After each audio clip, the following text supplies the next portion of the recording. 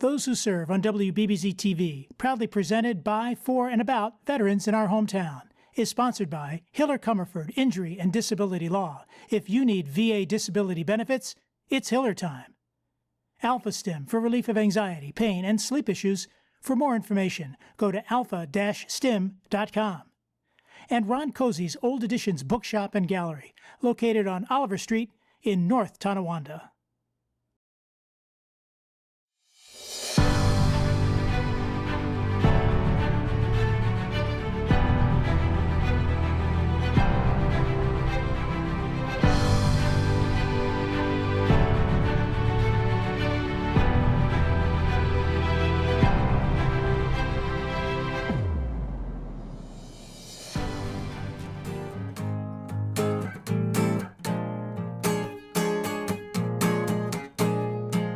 Freedom of the body, freedom of the mind, freedom of the body, freedom of your mind. Hey, you know, for our audience, I'm here with Edwin Gadson, and he goes by Ed. And Ed is a longtime associate of mine through many different modalities, which would include our military service, and Ed was a former Navy submariner. He was also working at the VA as a peer-to-peer specialist for several years, especially with our crew out in Batavia and the PTSD program there. You've done a lot of great things as a musician and also as a recording artist, and then finally with a newer group that you are involved with called Higher Ground, which does a lot of great therapeutic therapy sessions, to include a lot of work with your horses. But I just want to thank you for being here today and celebrating a lot of things, to include African American History Month. So thank you for being here. Thanks for having me, Terry. It's awesome. Appreciate it, man. Good to see you. It's good to see you. But let's go back a little bit about starting out in the Navy. It's the early 1980s, and you became later on a submariner on the USS Dallas. Tell us about your start. Yeah, actually I joined the Navy in 1978. Being from New Jersey, I graduated high school back in '74. And when I graduated high school, I went to DeVry University to study electronic technology. So I graduated from DeVry with an electrical engineering technician degree, and I was immediately hired by Xerox Corporation. So I was a Xerox field engineer, 22 years old. And Jersey just wasn't doing it for me. I wanted more, I wanted to see the world and all of that kind of stuff. So I found myself in the recruiter's office. I took the ASVAB test, blew the top off it, you know, just recently graduating from DeVry Institute with an engineering degree. The ASVAB test was like playing with crayons. So, if for our folks that don't know what an ASVAB test is, it's kind of like an aptitude test, almost like an SAT kind of course, to see, you know, what your intellectual capabilities are and where you could advance. Yeah, so I did very well on the ASVAB test, and the recruiters were like jumping through hoops. Oh my God, you can do anything you want to do, nuclear power, this and that, you can fly jets and do whatever. I want more school. Give me something that's really challenging. And they said, well, nuclear powered submarine program. You know, how do you feel about submarines? And at that time, I didn't even give it 2 seconds. I said, subs, sure, sign me up. Didn't even think about it. And don't think about it because you're a fairly tall guy too, and if you know anything about submarine service, it pays to be of a certain height. But again, the modern day nuclear subs are pretty large. They're pretty large compared to the diesel boats. Right. Exactly. My skipper, as a matter of fact, was 6'5". I'm 6'2". Wow. So 6'5" is the cutoff nowadays for height in submarines. But anyway, I volunteered for submarines. They sent me to New London, Connecticut, where I continued my education, learning all of these submarine electronic systems and all of that kind of stuff. And then it came time for orders. And this was, this was in '82, I believe it was. Just when the Reagan administration started up and rebuilding the military and exactly and going forward. So yeah, interesting. Yeah, Reagan was just coming into office. So got my orders, opened them up, and it said, report to General Dynamics, Electric Boat Division. You're now assigned to USS Dallas. So found myself in the shipyard with a hard hat, you know, walking around looking at all of these boats and ships and welding and all of that, and like a fish out of water. And so I'm asking everybody, hey, where's USS Dallas? And they're like, oh, she's over there, she's over there.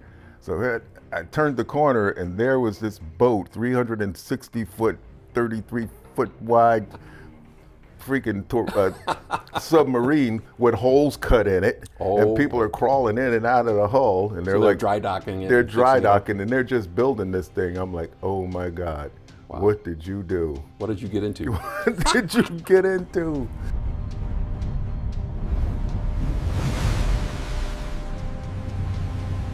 So tell us about some of those harrowing, or maybe less harrowing experiences that you had as a submariner. Mm-hmm. Was there any times there that you felt like, man, this is the real deal? This is the real deal, yeah, absolutely. I would have to say it was in the Northern Run. We were attached, Dallas was attached. A Northern Run, I'm sorry. Northern Run, I'm gonna explain that. Yeah, okay, So thank Northern you. Run. I'm just an Army guy, what do I know? Northern Run, yeah, under the ice. Oh. We were assigned to Submarine Development Squadron 12 out of New London, Connecticut. And one of our operational areas was to patrol under the ice. That was it. You know, we'd take off and we'd head north past Greenland. Our friends in Greenland. We'd pass Greenland and we'd dive and we'd transit under the ice. And that's inherently dangerous because you can't surface through the ice. There's places where you can. And, you know, there's no escape. So you really got to have your stuff together. And we were tasked with tracking and trailing Soviet missile boats. Why am I not thinking Hunt for Red October? Hunt for Red October. Actually, USS Dallas was the boat. Was it? In Hunt for Red October. That's right. That's right. That was us. Amazing. So that motion picture really hits home because that's stuff we actually did. What's going on, Jonesy? Russian captains sometimes turn suddenly to see if anyone's behind them. We call it Crazy Ivan. I mean, we never had a Soviet missile boat defect, but we trailed them and we tracked them and we played war games, you know, and all of that kind of stuff. That is dangerous. That's really dangerous. There were a couple of times where we actually had to surface through the ice. So it's more like a controlled crash.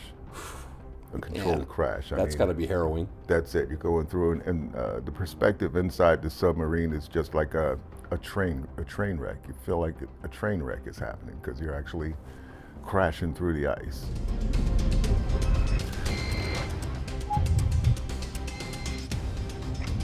Toxic gas located in the forward compartment. Commencing emergency blow.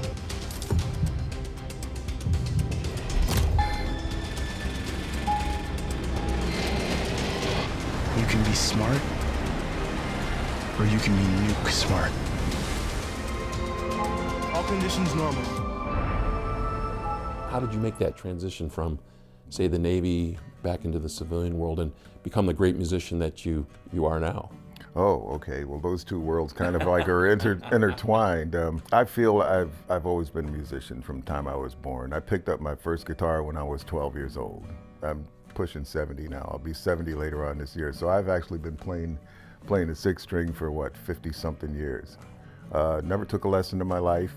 From the time I picked up the guitar, it's like my ear and my soul were just tuned into music. If I hear it, I can play it. I can translate it to finger movement. So you don't even read music now. You just play by ear. I taught myself how to read music while I was deployed on the sub. I taught myself how to read and write music. But as far as navigating the fretboard and the strings and tunings and all of that kind of stuff, I'm just like in tuned. And I think that's a gift from the guy up there. And as a matter of fact, that's one of the things that kept me grounded and centered and calm while we were deployed on the submarine. I never deployed without a guitar. Not an acoustic guitar, that puts too much noise out. So always had an electric guitar with a Walkman where I could plug it in, and I've got the headphones on and I'm just jamming away down in the torpedo room.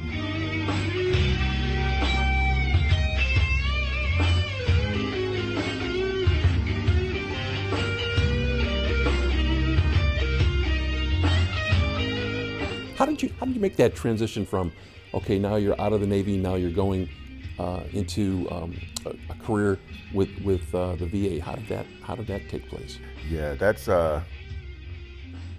kind of a rocky part of my life. During my Navy career, I was married twice, and It was for the wrong reasons. We communicate now. We're friends. We don't hate each other and trying to, destroy each other's life and all of that kind of stuff. But we were young and married for the wrong reasons and all of that kind of stuff. So I was divorced twice. My second divorce was right after Desert Storm. All right, so I was deployed to Desert Storm in '91 to the Gulf.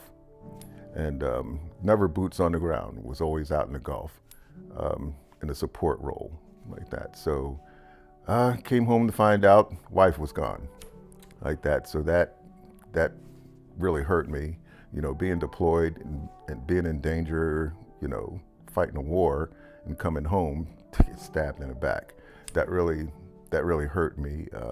So I dove into the alcoholism really bad. And at the same time, I had made chief in the Navy. So I was a Navy chief, role model, leader, all of this kind of stuff. And I was a good chief. And I recognized that my state of mind was declining. I wasn't the chief that I wanted to be. So it came time for re-enlistment. And actually I said to my skipper, I said, can't do it. I'm out. So Skip put me on leave. He put me on leave. He goes, think about it, Chief. Tell you what, you're up for senior chief. You're doing great. Navy needs you. Your guys need you. Think about it. You're gonna tap out? So I took some leave, got deeper into the bottle, and came back and said, I'm out. That's it. So I tapped out at 16 years. I was walking around with undiagnosed PTSD and anxiety and depression and alcoholism and all of that kind of stuff. And it got to a point to where I had to tap out of that lifestyle and say, hey, I need some help. So I checked myself into the VA. And that takes a lot of courage just to have that self-awareness. And it took a while. It's not an easy road, but resilience, and you have to stick with it if you really want it. You have to want it from in here. Nobody can get you clean but yourself. But I noticed throughout my recovery and my support through the VA, the peer support specialists that were attached to the care teams, the peer support specialists, these are veterans who have walked the walk. They talk the talk. They've been through it. When they say, I know what you mean, they really know what you mean. I think there's a huge trust there. I mean, when you look at veterans, taking care of veterans, I really think they feel it because they know that truly somebody there has been there. They're watching their back, they're watching their six, so to speak, and not to say anything negative about our current counselors that have never served, but it really adds that extra layer of authenticity, credibility, and strategies for resilience. How did you transition to Higher Ground, your veteran advocacy group, the therapeutic group that you're in with now? Right, therapeutic recreation. I was working at the VA. I was assigned to the Batavia PTSD residential program. I was their peer specialist. That was my second home.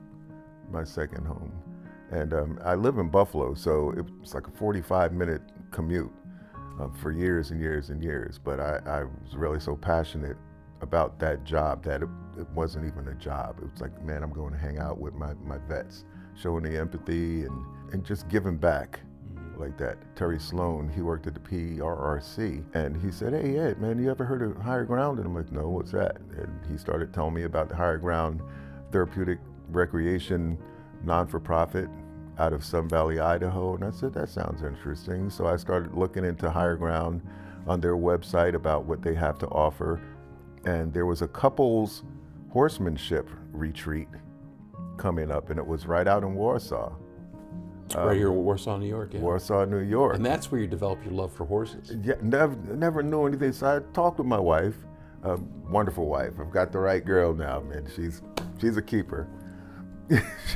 Most important decision in your life, right? Yes, most important, man. She is my heartbeat.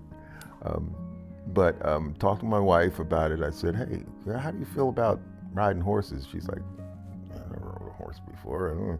I said, would you be willing to try it? There's a couples retreat, going on with Higher Ground. Started, and we looked at the website together and stuff. So we decided we were going to sign up for it. To me, I'm like, wow, this is what I've been missing in my life. I mean, I instantly connected with the horses. I love it. It was like a weight just taken off my shoulders, you know, to be able to connect with this powerful 1,500 to 2,000 pound animal. Power for an individual or humans to connect spiritually with the horse, because the horse is like holding a mirror to yourself. If I'm anxious, the horse is going to be anxious. If I'm mean, the horse is going to be unruly. You know, if I'm nice and gentle, the horse will start developing a trust with you and lean into you. And over time, that horse will do anything for you because he or she trusts you to that level.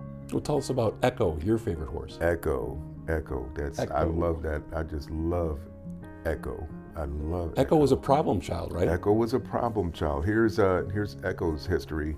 Echo was unruly. Ornery. Good word, just ornery. It was just, and so about the time that we showed up with the couples retreat, Tina was like, she said, I'm this far from sending him down the road.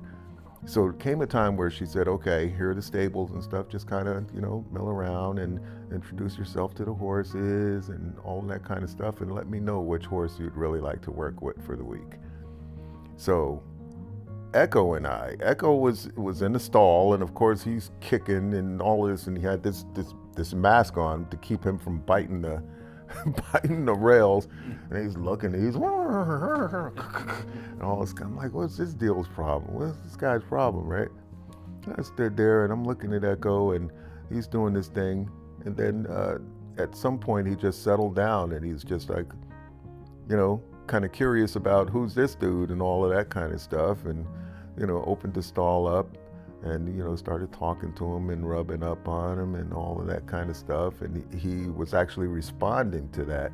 And Tina was amazed. She says, that is amazing. He never responds that way to anybody.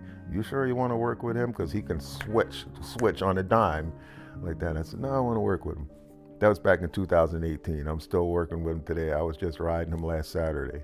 I needed him at that time for my unresolved anxiety and depression and all of that kind of stuff, and something about me that he needed, you know, and our relationship just grew from there. I mean, I've been out camping with him, trail riding with him, you know, we've taken him to the Allegheny State Forest to ride the trails. And well, it seems like it's a great relationship. It's a beautiful relationship. Winston Churchill said it the best. This statement from him really strikes home. There's something about the outside of a horse that's good for the inside of a man. I think the Queen would agree as well. Yeah, beautiful statement, and it's so true. Let me take a step forward now. The sum of all your experiences as a veteran, submariner, peer-to-peer specialist, musician, everything.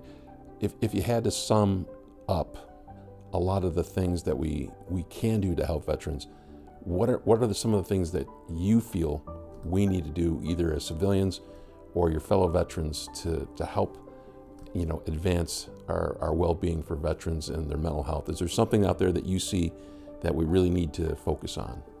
That's a great question. Actually, in West New York, I think West New York, the way that West New York supports its veterans community is outstanding. Where I think we could do better is more outreach, because they're veterans. Like I said, I live in East Buffalo, and that's part of what I do.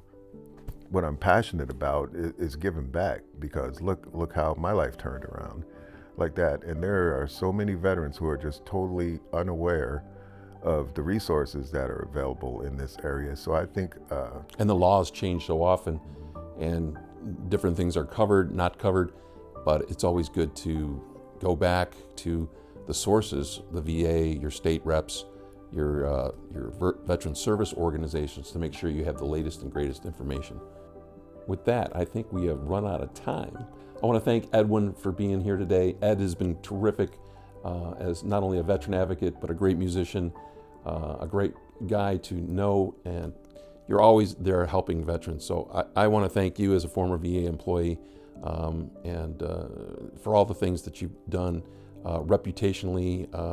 People just love you, And I just want to say thank you for being here and sharing your story today. You're welcome, Terry. It means a lot coming from you. No, it's the truth, man. You're the man. You're the man. Yeah. Hey, Terry, I noticed you've got that trumpet there. I haven't heard you play, man. Play something for us. Well, you know, it's a 1963 Bach Stradivarius, and you know, I'm getting up there. I'm close to 63. You talked about important dates. Well, here we go.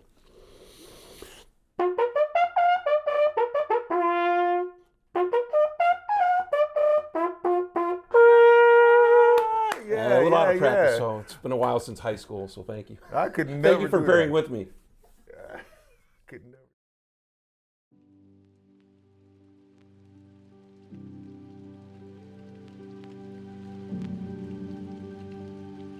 Tom Voss. Thank you. Thank you so much for your great presentation today as a veteran. Stryker Brigade with the 25th Infantry Division. Yes, sir. Iraqi Freedom veteran from the 2nd Iraqi Freedom. So thank you so much for your service.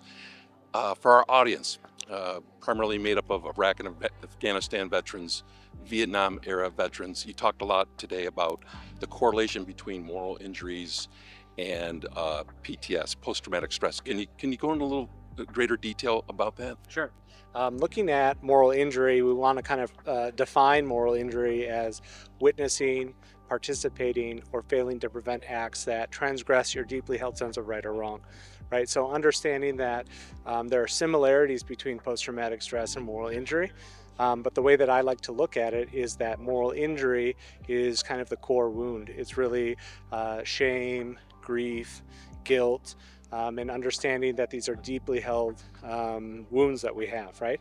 And then post-traumatic stress really shows the symptoms, and these are how they show up in our lives, whether it's flashbacks, insomnia, isolation, right? So these things start to compound and kind of work together. So understanding that moral injury is the core wound and that post-traumatic stress is the symptoms of the core wounds. And today we need to understand that we also need to treat the core wound, and we're stuck in this pattern of just treating the symptoms, which keep popping up over and over again, right?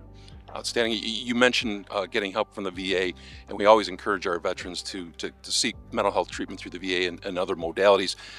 You talked a lot about healing and what you can do to help self-heal or heal with other veterans. Can you go into the healing phases that you went through, whether it's physical type of activities, mental meditation, whatnot? Yeah, definitely. I think it's important to understand that you can do multiple modalities, at once. So I started out at a vet center, and then that transitioned into VA care, and then I started trekking, and being in nature, really starting to find things that really resonate with me. And that's really important, is that your whatever you're doing for a healing practice, make sure it's enjoyable for you, right? So meditation, yoga, these different things that relieve stress and tension from the body, in that work with their different therapies, right? So one of the challenges that I had was I would go to a therapy session and then I wouldn't know what to do with the feelings that I had after. So that would lead me to the bar, right? And we all know that's not the best, healthiest coping mechanism that we have, right? So I was like, all right, I need to find a different way to manage these experiences. So that could be like, I know that I'm going to have a therapy session and I'm going to be talking about some things that are challenging for me to bring up. So I need a gym session right after that, right? So finding ways that are really helpful and uplifting and good for your health and wellness and well-being is incredibly important to do in tandem with going to seek therapy from a VA or a vet center. Outstanding. Tom, again, we want to thank you for being here in Western New York. You did a great job at this presentation to bring it all together. Any future or additional words for our veterans out there to help them get through any kind of crisis that they're going through now? Yeah, I think it's really important to understand that you're not alone, and there's a whole community of us veterans out there that are in the community, out there giving talks and part of veteran service organizations, and understanding that if we don't make changes as veterans, if we don't make changes, nothing will change, right? So if you have to get to a point where you're kind of sick and tired of being sick and tired, right? To say, hey, I'm going to go out and try something that maybe I wouldn't have tried in the future, to really believe believe in yourself, and it takes a lot of strength and courage to say, hey, I'm going to go out and I'm going to try these things that might not be in my wheelhouse, but you might find that by having the strength and courage to do that, you might find something that really resonates with you and helps you relieve your stress and tension from the body and the symptoms. Yeah. So we are veteran rich, and I would encourage everybody to use that 988 press 1 number if you do really suspect that veterans are having issues. But Tom, thank you so much for being here. Yeah. Thank you for your advocacy, and best luck to you. Thank you so much. Thanks for having me. Thank you. Echo loves this song. Echo's my horse, right? He loves this song, and I kind of relate this to him. Just a wild streak that he has. It's called Gone. Some things in life are meant to fly.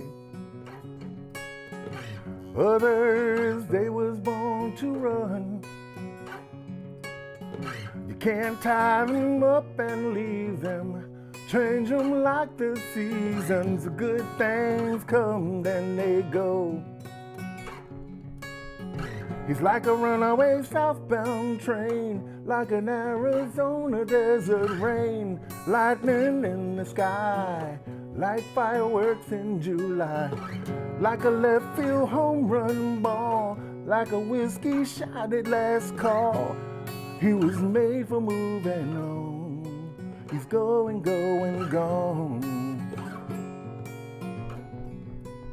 Going, going, gone.